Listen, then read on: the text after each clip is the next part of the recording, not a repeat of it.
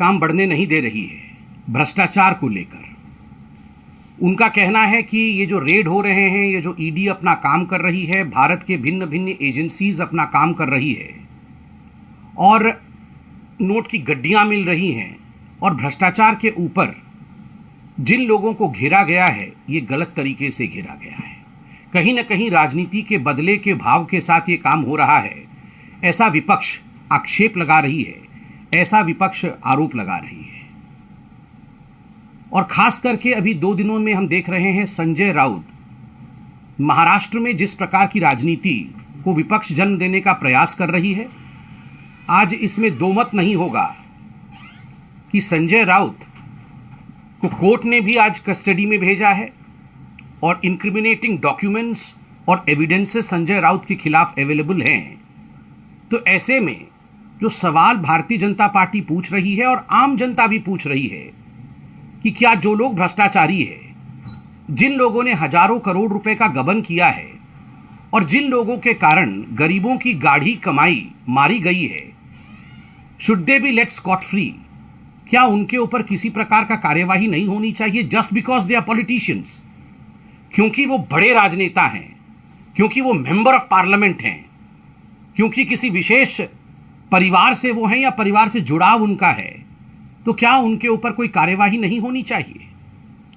आज कुछ तथ्य, कुछ एविडेंसेस और ये जो पात्रा चौल की पूरी स्टोरी है महाराष्ट्र में, मुंबई में, उसके विषय में हम कुछ खुलासा करेंगे और कुछ तथ्य पब्लिक डोमेन में जनता के बीच रखेंगे ताकि जनता जनार्दन भी जाने कि संजय राउत किस केस में अंदर गए हैं, क्या भ्रष्टाचार का आरोप उनके ऊपर है और ऐसे भ्रष्टाचार के आरोप का जांच होना चाहिए या नहीं होना चाहिए। जहां तक ये पात्रा चौल है, यह कोई केस आज का नहीं है, कोई 2 साल पुराना केस भी नहीं है, कोई 4 साल पुराना केस भी नहीं है। यह विषय 2007 का है। 2007 14-15 वर्ष पूर्व का यह विषय है। 2007 में मुंबई में गोरेगांव में एक स्थान है जिसको सिद्धार्थ नगर भी कहते हैं। उस सिद्धार्थ नगर में पात्रा चौल है। 47 एकर्स की ये जमीन है। इस 47 एकर्स की जमीन पर यह पात्रा चौल में लगभग 670 से अधिक परिवार, 72 टू बी स्पेसिफिक 672 फैमिलीज, ये टेनेंट्स के रूप में इस पात्रा चौल में कई वर्षों से, more than many decades they were staying in this Patra chawl. जो महाड़ा है, Maharashtra housing area development authority, MHADA ने 2007 में पात्रा चौल को रीडेवलप करना, उसका पुनर्निर्माण करना, इन टेनेंट्स को किस प्रकार से अच्छे घर मुहैया कराया जाए, इस पर इन्होंने एक एग्रीमेंट साइन किया। किसके साथ एग्रीमेंट किया? ये एग्रीमेंट किया गुरु आशीष डेवलपर्स के साथ, GAC, गुरु आशीष डेवलपर्स के साथ। इस गुरु आशीष डेवलपर्स जिसके साथ महाड़ा ने एग्रीमेंट किया, उस गुरु आशीष डेवलपर्स के कई सारे डायरेक्टर्स हैं, जिनमें प्रवीण राउत, जो संजय राउत के खासम खास हैं, वह भी एक डायरेक्टर उसमें थे। अब ये गुरु आशीष कंस्ट्रक्शन GAC जो कंपनी है, उस कंपनी ने एग्रीमेंट 2007 में महाड़ा के साथ साइन तो कर दिया। उस एग्रीमेंट में लिखा था कि ये जो 672 परिवार हैं, टेनेंट्स हैं पात्रा चौल में, आप इनके लिए घर बनाएंगे, इनको आप पुनर्निर्वासित करेंगे, इनको फ्लैट्स देंगे और उसके पश्चात 3000 फ्लैट जो है वो महाड़ा के लिए इस 47 एकर्स जमीन पे बनाएंगे और उसके बाद कुछ जमीन जो है वो आपको डेवलप करने के लिए अनुमति दी जाएगी। हुआ इसमें यह कि ये पात्रा चौल वाले एग्रीमेंट के पश्चात जो गुरु आशीष कंस्ट्रक्शन है, एलिगेशंस उनके ऊपर है और दस्तावेज भी निकल कर आए कि इन्होंने एग्रीमेंट को फॉलो नहीं किया और ये जो 672 परिवार को स्थापित करना था, उनके लिए फ्लैट्स बना के देने थे, ये काम नहीं किया। उन्होंने 9 डेवलपर्स या बिल्डर्स को बुला करके, जो प्राइवेट बिल्डर्स थे, उनको उन्होंने 47 एकर्स जमीन बेच दिया। एग्रीमेंट किया गरीबों के लिए, जमीन बेचा खरबपतियों को। बिल्डर्स को यह जमीन बेच दी गई। कितने में बेची गई? यह जमीन 901 करोड़ में बेचा गया। टू बी स्पेसिफिक 901.79 करोड़ में यह जमीन 9 बिल्डर्स को बेच दी गई। और केवल इतना ही नहीं, इसके साथ साथ इन्होंने जो GAC गुरु आशीष कंस्ट्रक्शन, जिसमें प्रवीण राउत एक डायरेक्टर थे, इन्होंने अपना एक प्रोजेक्ट भी वहां आरंभ किया और उस प्रोजेक्ट का नाम था मिडोज। और उस प्रोजेक्ट में उन्होंने बुकिंग अमाउंट 138 करोड़ का ले लिया। तो 901 करोड़ प्लस 138 करोड़, ये 1039.79 करोड़ की पूरी रकम बनती थी, लगभग 1040 करोड़। तो एग्रीमेंट को दरकिनार किया, गरीबों के ख्वाबों को खत्म किया, उनके लिए घर नहीं बनाया और अपने लिए 1040 करोड़ बटोरा गैर कानूनी तरीके से। इस कंपनी ने, जिस कंपनी में संजय राउत के खास मित्र प्रवीण राउत थे, उन्होंने हासिल किया 1040 करोड़। आप बताइए, 1040 करोड़ अपने लिए, गरीबों के लिए कुछ नहीं, क्या इसकी इन्वेस्टिगेशन नहीं होनी चाहिए?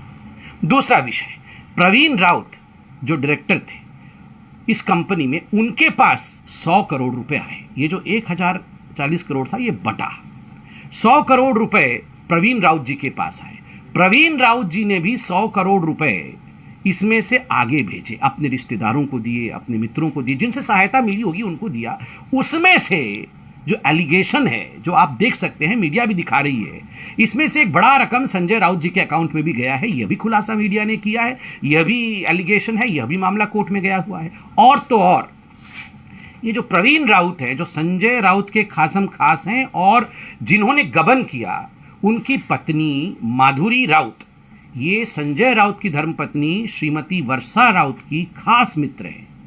और माधुरी राउत जी ने वर्षा राउत जी को, अर्थात संजय राउत की पत्नी को 83 करोड़ रुपए, यह उनके 83 लाख रुपए, माफ करिएगा, 83 लाख रुपए उनके अकाउंट में ट्रांसफर किए एक अनसिक्योर्ड लोन के रूप में। 83 lakhs were given to the wife of Sanjay Raut, Shrimati Varsha Raut ji, as an unsecured loan by wife of Praveen Raut, माधुरी राउत।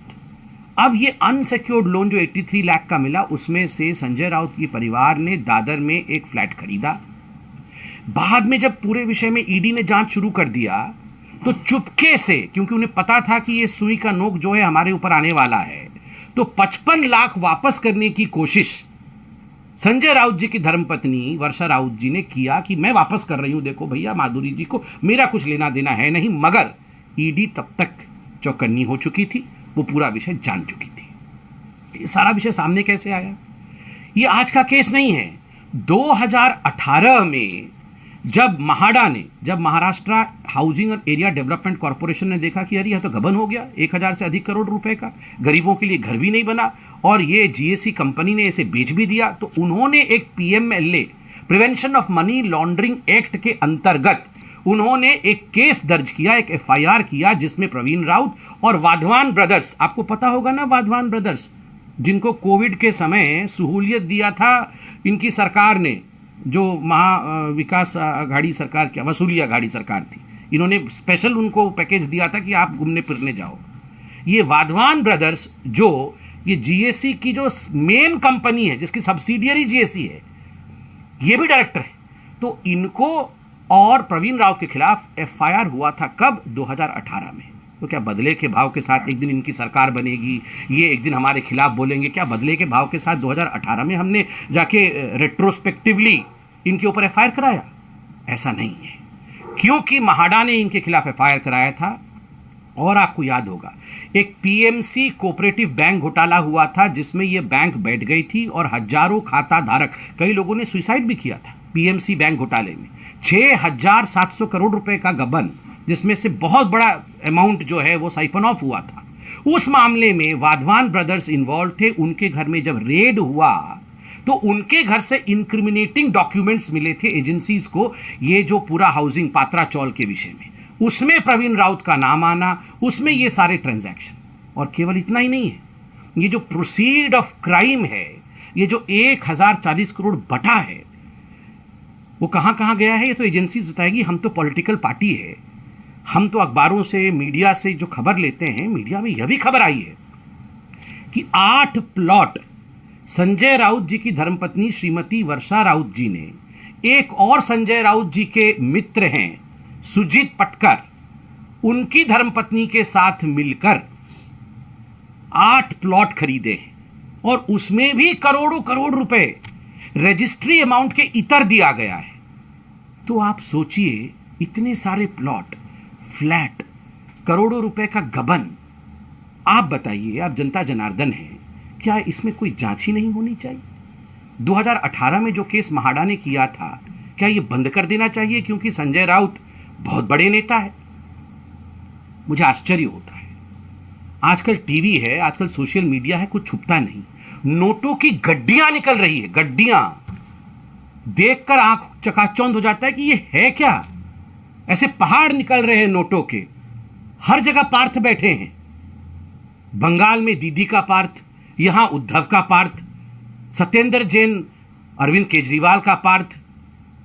ये नोटों की गड्डियां निकलेंगी, इंक्रिमिनेटिंग डॉक्यूमेंट निकलेगा और ईडी कुछ नहीं करे, वो चुपचाप घर में बैठे क्योंकि ये पॉलिटिशियन है एंड पॉलिटिशियंस आर एंटाइटल्ड।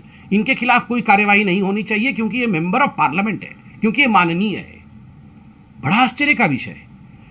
और देखिए, ये लोग जो आज सवाल पूछ रहे हैं, इनसे पूछिए जरा, ये नवाब मलिक के समय तो बहुत उछल रहे थे कि नवाब मलिक के ऊपर बड़ा कार्यवाही हो गया, बदले की भाव के साथ हो गया, वहां धर्म का एंगल भी ला रहे थे, न जाने क्या क्या कर रहे थे। अभी नवाब मलिक जेल में है ना, कोर्ट ने क्यों नहीं छोड़ दिया? अगर हम बदले के भाव के साथ काम कर रहे थे, एजेंसीज बदले के भाव के साथ काम कर रही थी, तो कोर्ट ने नवाब मलिक को क्यों नहीं छोड़ा? इसलिए नहीं छोड़ा because there were evidences against him, because he was embroiled neck deep in corruption. That is the reason as to why the law has taken its course. कानून ने अपना काम किया है, कैसे छोड़ देगी? और ये सारे लोग सड़क पे तो इतनी बड़े बड़े डायलॉग बोलते हैं, हमें गर्व है कि इन्होंने भ्रष्टाचार किया। ऐसा ही कुछ बोला था ना कल कि हमें गर्व है इनके ऊपर, संजय राउत के ऊपर गर्व है शिवसेना को, ये इन्होंने बहुत अच्छा काम किया है। अरे आपको तो गर्व है, कोर्ट को तो गर्व नहीं है। अगर कोर्ट को गर्व होता तो कोर्ट इनको रिमांड में देती, कोर्ट इनको कस्टडी में भेजती। कोर्ट इनको कस्टडी में भेजी है क्योंकि कोर्ट कन्विंस्ड है, इनमें से किसी व्यक्ति को तो कोर्ट छोड़ नहीं रही है कि आपने भ्रष्टाचार नहीं किया है। देखिए, जाकी रही भावना जैसी, प्रभु मूरत दिखी तिन तैसी। ये वो लोग हैं, हनुमान चालीसा बोलने पर तो राष्ट्रद्रोह लगा रहे थे आप। उड़ा देंगे, धक्का मार के गिरा देंगे, देख लेंगे, इस प्रकार के तो डायलॉग आप बोल रहे थे। घमंड की भाषा का प्रयोग तो आप कर रहे थे, बदले की भाव का तो प्रयोग आप कर रहे थे। हम ऐसा नहीं करते हैं। हम कानून, संविधान और देश की नीतियों में विश्वास रखते हैं। We never, Bharatiya Janata party और the government run by Bharatiya Janata party never overrides the constitution. कभी भी कॉन्स्टिट्यूशन के ऊपर जाके, संविधान के ऊपर जाके कोई कार्यवाही भारतीय जनता पार्टी नहीं करती। एजेंसीज के किसी भी काम पर अड़चन, रुकावट, इंटरफेरेंस नहीं करती। मगर हां, जीरो टॉलरेंस फॉर करप्शन। यह बात हर कोई याद रख ले कि करप्शन के लिए तिल मात्र का स्थान इस नए भारत में नहीं है। जनता जनार्दन है, जिन्होंने जनता के पैसे के साथ खिलवाड़ किया है उनको कभी छोड़ा नहीं जाएगा। इसके साथ साथ एक और भी विषय हम लेने वाले हैं, मगर आज इस विषय पर विपक्ष से हम इतना ही निवेदन करेंगे कि आप करप्शन और भ्रष्टाचार को पॉलिटिसाइजेशन करना, उस पर राजनीति करना छोड़ दें। पार्लियामेंट में आप सकारात्मक विषयों पर चर्चा करें और जो लोग भ्रष्ट हैं उनको सजा हिंदुस्तान की कोर्ट देगी। दूसरा विषय भी बड़ा गंभीर है। दूसरा विषय है पंजाब का। आप सबने देखा है पंजाब में किस प्रकार से एक प्रॉक्सी गवर्नमेंट चलाने का प्रयास अरविंद केजरीवाल कर रहे हैं। Arvind Kejriwal is trying to usurp powers in Punjab through his proxies, not through elected members in Punjab. Punjab में सरकार आम आदमी पार्टी की है, एक चयनित, चिन्हित, जानकार, मतलब जिनको जनता ने वोट दिया वैसे मुख्यमंत्री हैं। तो स्वाभाविक रूप से मुख्यमंत्री को ही मुख्यमंत्री रहना चाहिए। आपने एक एडवाइजरी कमेटी, उसका चेयरमैन राघव चड्ढा को बनाया।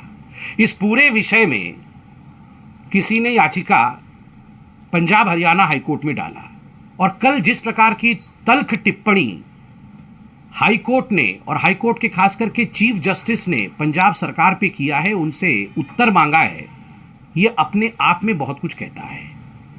चीफ जस्टिस ने, पंजाब और हरियाणा हाईकोर्ट के चीफ जस्टिस ने पूरे विषय की सुनवाई करते हुए कहा है, क्या यह संविधान के साथ फ्रॉड नहीं कि ऐसे व्यक्ति को शक्तियां दी जाए और वो सरकार चलाए? एक अनकॉन्स्टिट्यूशनल तरीके से एक ऐसे व्यक्ति को सरकार का बागडोर दे दिया जाए जो उसके लिए एंटाइटल्ड नहीं है और वो सरकार चलाए, क्या यह फ्रॉड नहीं है? यह चीफ जस्टिस ने पूछा है पंजाब की सरकार से और उनसे कहा है तुरंत इसका जवाब दे।